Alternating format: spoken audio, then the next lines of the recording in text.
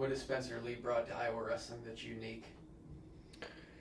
I think he's really, really humble and well liked, and at the same time, he's like a razor sharp competitor.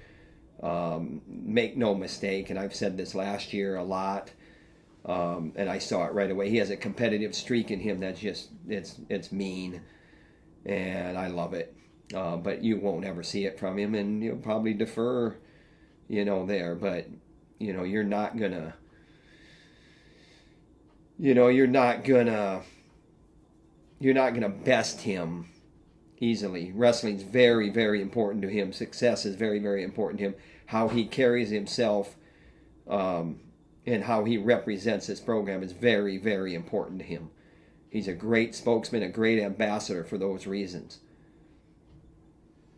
With that, when you think about Spencer Lee and what he has to do to go to the next level, how much would it mean to you to have a four-time NCAA champion? I think we've gotten to the point where we can talk about, we're going for 4, but, really we're going for 1. And, we're best served by keeping the things in front of us that are in front of us. And Detroit 2022 is in front of us. But we have a lot of wrestling before that. And he has a lot of wrestling after that, too. But you just keep things in front of us. And right now it's, we got to get ready for Thursday afternoon. And it's really Wednesday afternoon because today's Wednesday. But people on camera watching this, they don't know what day it is. But it's Halloween coming up. And so, we were talking earlier about, Halloween movie. And I think that's why, like, Abraham Lincoln Vampire Slayer's on TV a lot now. And I caught it the other day. And then Royce Alger starts to text me because we always talk about movies. And we always end up on Jaws or Spaceballs. But on this one, we ended up on Abraham Lincoln Vampire Slayer, which I think is way under the radar. That is a great movie. And Abraham Lincoln is relevant because I was just email exchange with Mike Chapman, and Mike Chapman was talking about Abraham Lincoln and wrestling, and Abraham Lincoln's mother was a tough wrestler, I guess that's documented. So anyway, that's been on my mind a little bit. Abraham Lincoln's mother could kick the hell out of anybody. She was the toughest Lincoln of them all. So there you go. There's some history for you. How about the opposite end of the spectrum? Tony Cassioppi, he looks like a beast right now. Not that he wasn't before, but just appearance. Yeah, Tony Cassioppi, he is, I guess it's a hot topic on the, whatever conversation places. But thing is he's going to do every day what he knows makes him better.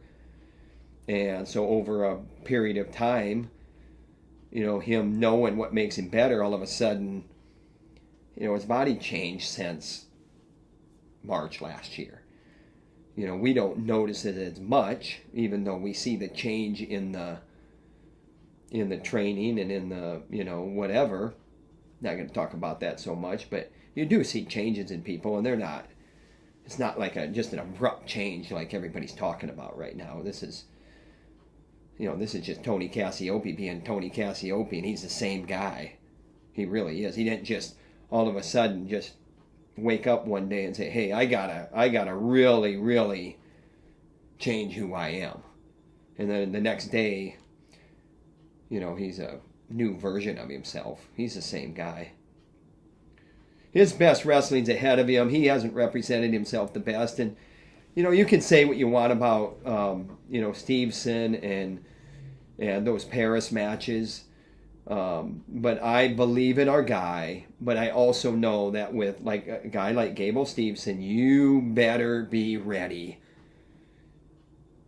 to take on somebody that is the best in the world. And now he's proven it. Now me saying that isn't just, speculation on my part that, hey, you better take this guy a little bit more serious and he's just a really good college wrestler. Because I've known that for a long time about this guy. He operates to the beat of he's a different dude to the beat of a different drummer. And when you have a guy like that, you better be ready when you step on the mat. And I think we know that, and when I'm saying we, I'm talking Tony Cassioppi. But it's not going to be a simple, strategy type fix or anything like that. It's going to be a war. You got to go to war with this guy. And if you're ready to go to war, and I mean really ready to go to war and pay the price on the mat, then we got a chance to represent ourselves how we want to represent ourselves. If our mindset is that we're giving, a lot of people a voice in this thing, and everybody gets to weigh in on what I need to do to beat this dude, and the audience that, that's out there gets to chirp and give him advice, then we're going to be right where we were the last times we wrestled him. This comes down to a very simple fact. And that is, how hard do you want to work? What price do you want to pay when you're on that mat at that moment? Period. Pretty simple. How does that body transformation translate into results? That's the thing. You're asking me a question where I'm like, hey, let's get on with this conversation. Let's go win some wrestling matches. And he's not engaging in all that. I'm not saying it's him.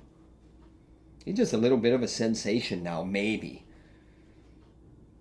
I don't know. I don't look at it that much. I just know what Morningstar puts in front of me, and I know that he has to be in front of that stuff. And I know that our fans and the guys we're recruiting, they take notice. They are hungry for information, and that's freaking awesome.